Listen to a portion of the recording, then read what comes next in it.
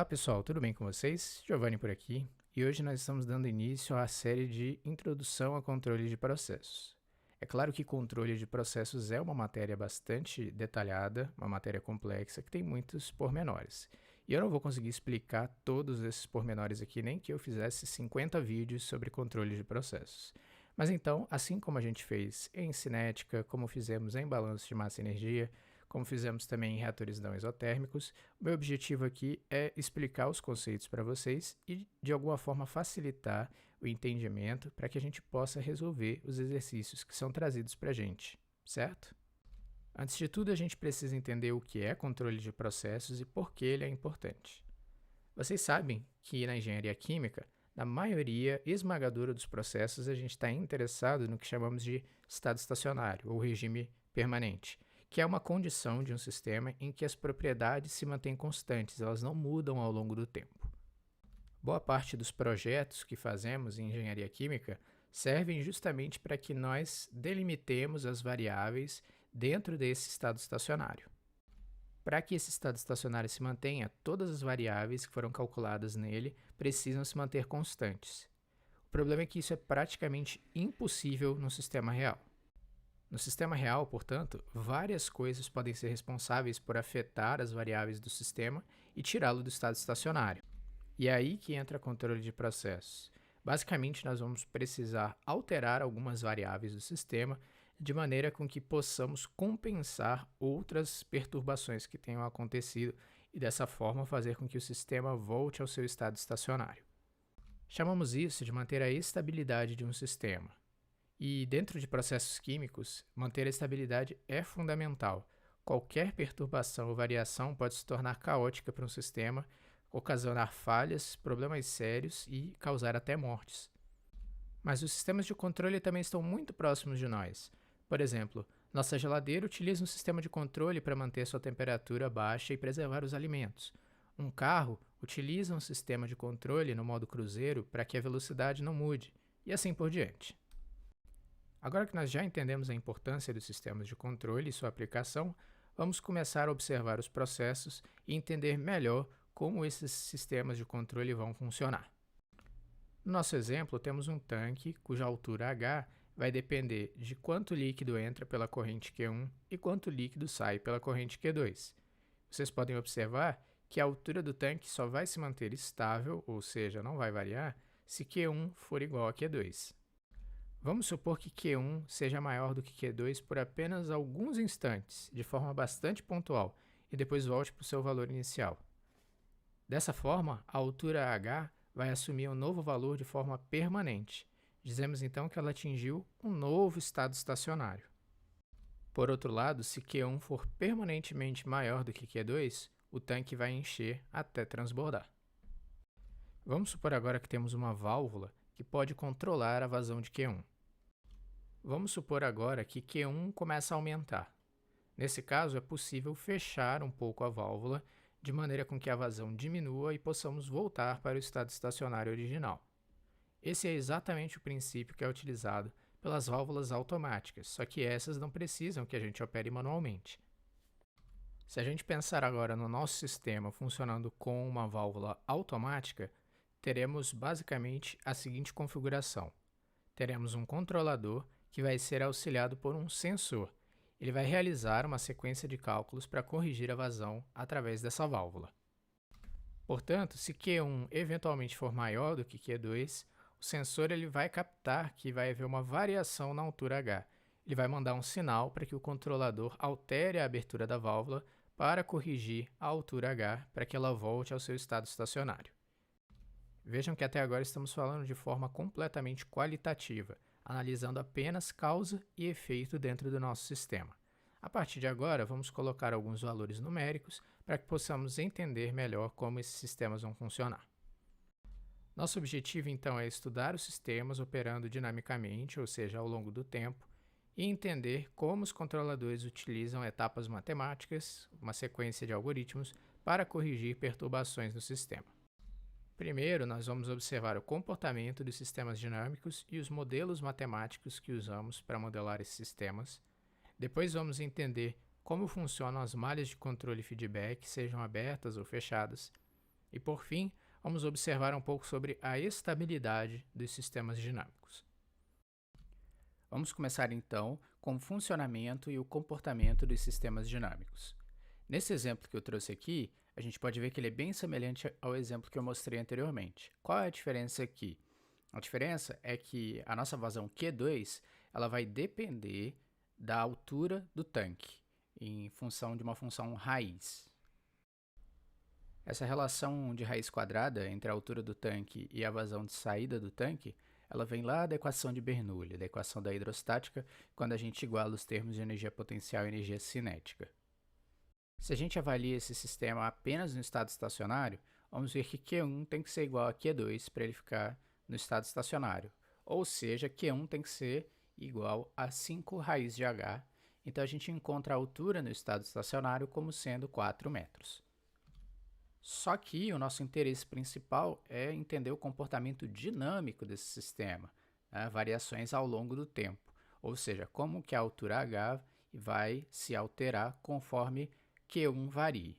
A gente vai então utilizar a equação do balanço material e vamos poder definir que o acúmulo é igual à entrada menos a saída, mais ou menos uma reação química. Nesse caso, a gente não vai ter reação química, a gente tem apenas uma corrente de entrada e uma de saída. Ou seja, a variação da massa dentro desse sistema ao longo do tempo vai ser igual à massa que entra, que eu chamei de M1, porque é da corrente Q1, menos a massa que sai, que eu chamei de M2 pela corrente Q2. Só que antes eu preciso transformar essa equação anterior numa equação que tenha variáveis que eu possa utilizar. Então, a massa do sistema é a densidade do sistema vezes o volume. A corrente M1 vai ser igual à corrente Q1, que é uma corrente em vazão volumétrica, vezes a densidade do sistema, menos a corrente Q2 vezes a densidade também. A gente está considerando que a densidade se mantém constante nesse sistema. E aí, se a gente entender que o volume do tanque, na verdade, é a área do tanque vezes a altura, a gente pode transformar o volume que está dentro da derivada em área vezes altura, e também Q2 a gente já pode substituir a equação 5 raiz de H. Tanto a densidade quanto a área do tanque são variáveis constantes, elas não vão mudar em nenhum momento. Então, a gente pode tirá-las de dentro da derivada e aí vamos ficar com ρA dH dt. Podemos dividir toda essa equação pela densidade e aí a gente some com essa variável e vamos ficar com essa equação diferencial que vai modelar a variação da altura no tempo com uma mudança em Q1. Antes de seguir em frente, a gente precisa entender o conceito de variável desvio. Quando a gente está falando do comportamento de um sistema dinâmico, nosso principal interesse é observar as variações desse sistema a partir do estado estacionário, não necessariamente onde ele estava antes e para onde ele foi, certo? Para isso, a gente vai realizar algumas transformações de variável para considerar deltas, que a gente vai chamar de variáveis desvio. Então, uma variável desvio é a própria variável menos a mesma variável no estado estacionário. Eu vou convencionar aqui que a variável com a barra em cima é a variável desvio e a variável em negrito está no estado estacionário. Nesse caso, h como variável desvio, h barra, é igual à própria variável h menos h negrito, e Q1, variável desvio, Q1 barra, é igual a Q1 menos Q1 negrito.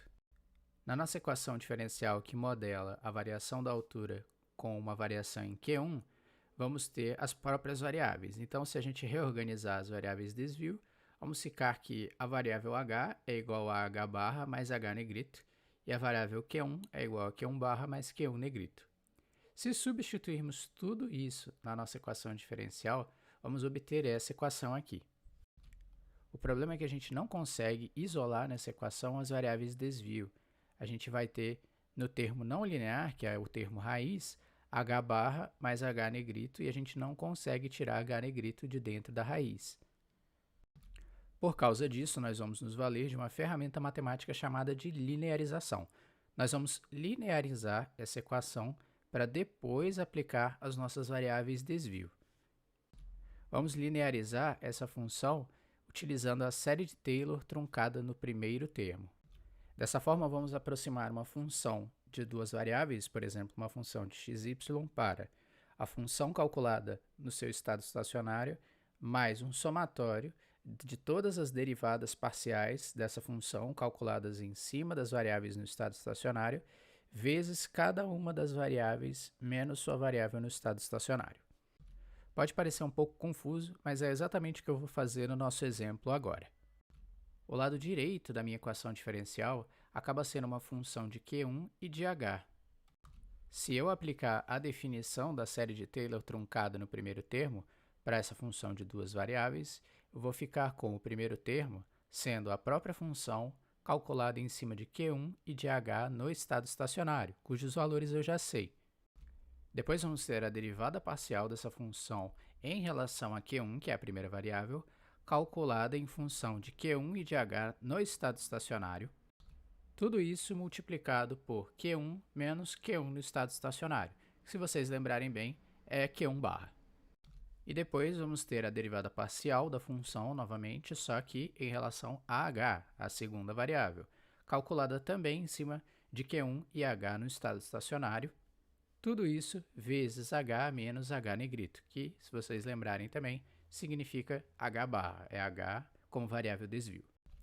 Vamos ficar então com essa expressão. E vocês podem ver que o primeiro termo do lado direito da equação é constante e é igual a zero, porque é exatamente a função calculada em cima do estado estacionário. Se você não concorda, você pode substituir os valores de Q1 e H no estado estacionário e vai poder comprovar isso você mesmo.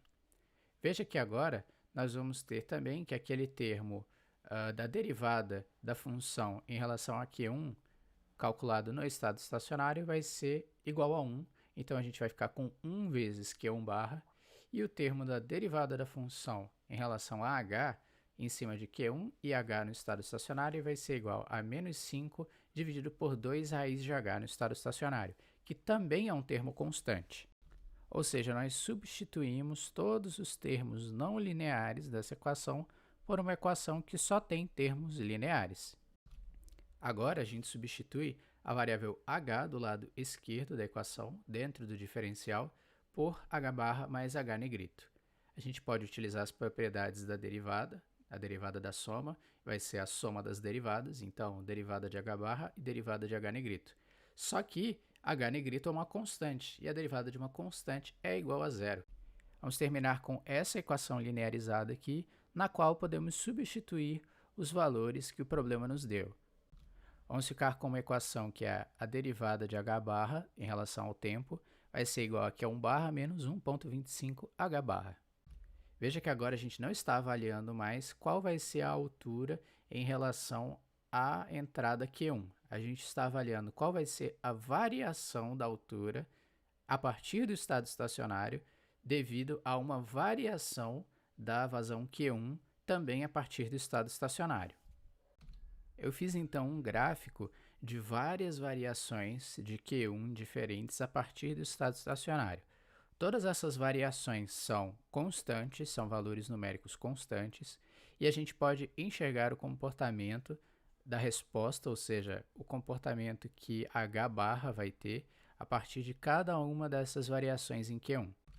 Vejam que a resposta da variação da altura em relação à variação em Q1 é proporcional ao sinal dela, ou seja, se a perturbação é negativa, a gente vai ter uma resposta negativa, também uma queda. Se a gente tiver uma perturbação positiva, a resposta também é positiva. Ela também é proporcional em grandeza, então uma perturbação menor gera uma resposta com uma variação menor e uma perturbação maior gera uma resposta com uma variação maior. Também é interessante notar que após a perturbação, depois de algum tempo, apesar do valor se alterar, o sistema atinge um novo estado estacionário. Essa perturbação que a gente assumiu para Q1, que assume um novo valor constante, diferente de zero, a gente chama de perturbação degrau, porque graficamente ela tem o formato de um degrau mesmo, de uma escada. E todo sistema que tem uma resposta ao degrau análoga a essa resposta que a gente teve no gráfico, em que a gente tem uma subida que vai se suavizando até estabilizar, são chamados de sistemas de primeira ordem. A gente vai entender melhor como identificar esses sistemas a seguir. De forma geral, a gente pode dizer que o sistema de primeira ordem é todo sistema que pode ser modelado por essa equação diferencial aqui. Os termos a, b e c vão ser constantes, y vai ser a nossa variável observada, vai ser a nossa resposta, e x vai ser a nossa perturbação. A gente pode ver facilmente que o sistema que a gente estava estudando anteriormente se encaixa nessa descrição, obviamente depois que a gente linearizou esse sistema, a equação que modela esse sistema. Então, se a gente passar o termo menos 1,25 vezes h barra para o lado esquerdo da equação, a gente vai ter exatamente o modelo de um sistema de primeira ordem. A partir de agora, nosso objetivo é saber encontrar a resposta de um sistema de primeira ordem a partir de qualquer perturbação na sua entrada. Para fazer isso, eu vou utilizar o conceito da transformada de Laplace. Vocês vão ver que, utilizando as transformadas de Laplace, a gente consegue chegar numa espécie de equação característica ou função característica em termos de Laplace, que vai ter constantes com um significado físico muito importante para a gente. Eu começo, então, aplicando a transformada de Laplace a toda a equação diferencial e mudando seu domínio do tempo para o domínio S, que é esse domínio de Laplace. A partir daí, a gente pode isolar y de S, que é a minha resposta, e ficaremos com essa equação. Se eu dividir toda a equação por b, a gente vai chegar nessa equação aqui, onde eu posso transformar c sobre b em uma variável que eu vou chamar de kp e a sobre b em uma variável que eu vou chamar de tal p. Apesar de eu ter simplesmente renomeado as variáveis, kp e tal p têm um significado físico muito importante para o nosso sistema. Kp é o que a gente vai chamar de ganho do sistema e ele vai representar a sensibilidade desse sistema a alguma perturbação. Quanto mais sensível esse sistema for, maior vai ser o valor de Kp, ou seja, uma perturbação pequena pode gerar uma resposta muito exagerada. Já tal P é a constante de tempo do nosso sistema. Ela vai representar mais ou menos a velocidade do nosso sistema. Quanto menor for tal P, mais rápido esse sistema vai alcançar a sua resposta final. Por fim, o termo destacado, Kp sobre tal ps mais 1, é o que nós chamamos de função de transferência de primeira ordem. Uma função de transferência tem basicamente o objetivo de representar como uma variável, que vai ser a nossa resposta, vai se comportar a partir de uma perturbação, só que isso no domínio de Laplace, claro. Mais à frente, quando a gente vê a interação entre sistemas dinâmicos, vamos ver como essas funções de transferência nos ajudam a estudar e avaliar como essas interações vão afetar nosso sistema. Agora, para a gente encontrar definitivamente a resposta ao longo do tempo desse sistema, precisamos da transformada de Laplace da nossa perturbação, xs, e é o que nós vamos ver agora. Existem muitos tipos de perturbação que podem afetar um sistema dinâmico. Eu vou apresentar aqui as três principais, que são a perturbação degrau, a perturbação impulso e a senoidal. A perturbação degrau vai ter a forma de uma função que diz que, para valores de tempo menores do que zero, x vai ser igual a zero, e para valores de tempo maiores ou iguais a zero, x vai ser igual a uma amplitude a. E aí vai depender do valor da amplitude, pode ser qualquer número positivo ou negativo. Nesse caso, a transformada de Laplace de x, x de s, vai ser a amplitude a sobre s. Para a perturbação impulso, nós vamos ter que, para qualquer valor de tempo diferente de zero, x vai ser igual a zero. Mas, se tempo for igual a zero, x vai ser igual à amplitude. A transformada de Laplace x de s do impulso é igual à própria amplitude, valor constante. Por fim, a variação senoidal tem uma função que, para valores de tempo menores do que zero, x é igual a zero, e para valores de tempo maiores ou iguais a zero, x é igual a uma função senoidal, que vai ser a amplitude vezes seno de ômega-t. A transformada de Laplace x de s da onda senoidal vai ser amplitude vezes ômega sobre s ao quadrado mais ômega ao quadrado. Lembrando que ômega não é uma variável, é um valor constante. Ou seja, para a gente ter a resposta de um sistema de primeira ordem, as perturbações degrau, impulso e senoidal, precisamos multiplicar a função de transferência de primeira ordem pela perturbação na forma de Laplace e depois aplicar a transformada inversa de Laplace para encontrar a resposta ao longo do tempo. Aplicando então a transformada inversa de Laplace, podemos encontrar essa resposta de y ao longo do tempo para a perturbação degrau. Vejam que em um tempo muito grande, o termo exponencial vai tender a zero e a resposta do meu sistema vai tender a Kp vezes A. Por isso que eu falei que Kp representa a sensibilidade desse sistema. Se aplicarmos a transformada inversa para encontrar a resposta de um sistema de primeira ordem à perturbação e impulso, vamos obter a seguinte equação. Vejam que o valor máximo da resposta é justamente quando o tempo é igual a zero, e vai ser igual a Kp vezes A sobre tal P. A partir daí, a resposta começa a diminuir até atingir o valor de zero. Por fim, para a perturbação senoidal, nós vamos ter essa equação aqui. A resposta desse sistema vai depender de uma parcela exponencial que tende a zero ao longo do tempo e também de uma parcela oscilatória, ou seja, que depende de uma função senoidal. Eu fiz então um plot dos 3 tipos de perturbação e a resposta daquele nosso sistema lá da altura variando a partir de Q1. A resposta integral de amplitude 1 vai ser um aumento no valor da altura de 0,8 unidades. É interessante que em um tempo igual à constante de tempo, a resposta do sistema já vai ter atingido 63,2% da resposta final. Vocês podem conferir isso fazendo essa substituição vocês mesmos. Já a resposta do nosso sistema de primeira ordem a uma perturbação e impulso de amplitude 1 mostra que vamos ter um máximo sendo atingido no tempo igual a zero, que vai ser exatamente do mesmo tamanho da amplitude, e depois um leve decaimento até voltar ao valor de zero, ou seja, a nossa altura vai aumentar em 1 unidade e lentamente cair até voltar ao estado estacionário. Já a resposta senoide continua sendo senoidal, continua sendo oscilatória. Podemos ver que ela vai estar fora de fase com a perturbação em exatamente arco tangente menos ômega vezes tal p radianos. Por causa daquele termo exponencial, as primeiras oscilações vão ter uma amplitude maior do que as seguintes. Num tempo muito grande, a amplitude das oscilações fica constante e igual a Kp vezes A sobre raiz quadrada de tal p ao quadrado ômega ao quadrado mais 1.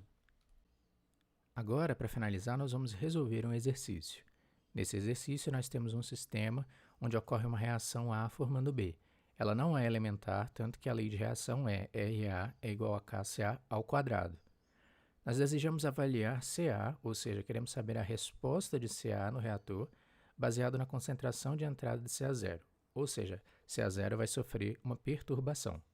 Qual vai ser a função de transferência entre CA e CA0? O sistema que a gente é apresentado é um tanque simples, é basicamente um CSTR, em que a gente vai ter na entrada uma vazão volumétrica Q e uma concentração de A igual a CA0.